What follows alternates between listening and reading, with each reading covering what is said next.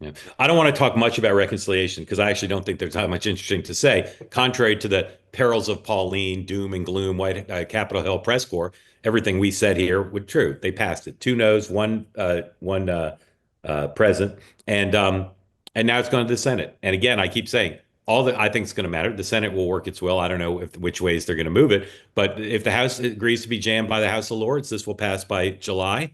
And if the House decides they won't be jammed, we're in a different territory. But it's so funny reading the coverage this morning after the passage, where they say now the Capitol Hill press corps says this was always going to pass. And then when they talk about the Senate, they say, well, the Senate's going to change it substantially. So now we're back to perils of Pauline. How's it possibly going to happen?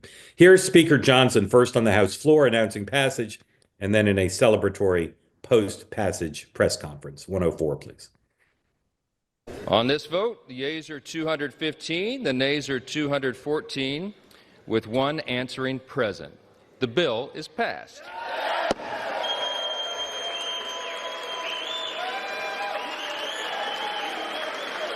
USA, USA.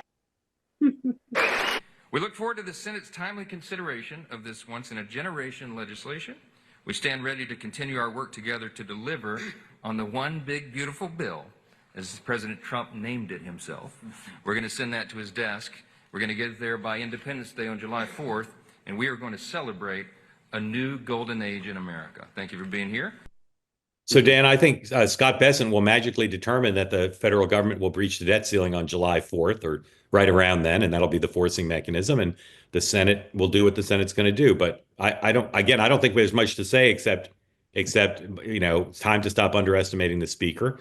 Time to remember that the president has control over 98% of the conference in both chambers, and they'll herd the last few cats as they need. Dan. Yep, I completely agree with everything you said. I think the one kind of material changes, they will shrink the Medicaid cuts because you have people like Josh Hawley and others who are really uncomfortable with it. And as we've said all along, they're going to roll the Freedom Caucus. Freedom Caucus is going to salute, vote, and I July 4th, I could see him doing a signing ceremony, like on the South Lawn with the fireworks going. Absolutely. Mercedes, dissent, agree? What are your thoughts? I agree. I think it's actually, I'm very impressed with Speaker Mike Johnson. We just saw him this week at a CPAC event that we held. And he came up to me and he said, it's like the busiest day for me, but I came over to the event to see you all, but it was, he knew how to bring together the factions. It was bringing together New York, California on the SALT issue, basically dealing with these fiscal hawks on spending and on Medicaid. Issues that they were dealing with, and truly was able to pass the bill. It's a huge success for the speaker, and I think it was a must-do for the speaker.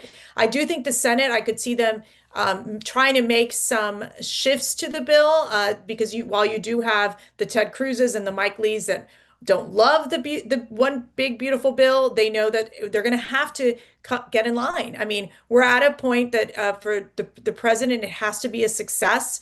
It needs to happen. It needs to show that the Republicans are marching in step with President Trump. And so I do agree that they're going to be able to work out the differences. It'll be interesting to see after it passes the Senate during the conference committee if there's going to be any other issues where, let's say, the fiscal hawks come back from the House and say this is unacceptable, there's too much spending. So it's a wait and see, but it is hopeful right now.